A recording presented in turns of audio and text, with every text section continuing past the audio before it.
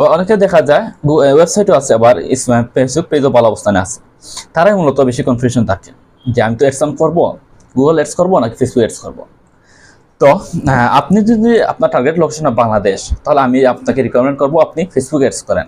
কারণ আমার আদা বাঙালিরা বেশিরভাগ সময় তাদের ইনভেস্ট করেন ফেসবুকের মধ্যে, হয়তো নিউজ ফিডে ঘোরাঘুরি করেন, নয়তো ভিডিও দেখার সময় খাটান।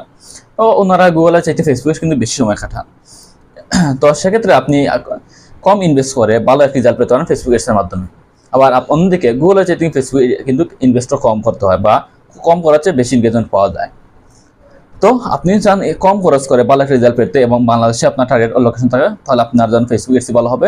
আবার আপনি ফার্স্ট ওয়ার্ল্ডের কান্ট্রিতে টার্গেট করেন, তাহলে সেক্ষেত্রে কিন্তু আপনি গুগল করতে হবে, কারণ তারা কিন্তু ফেসবুকে খুব কমই সময় থাকে। আশা করি আপনার কনসেপ্টটি ক্লিয়ার হয়েছে।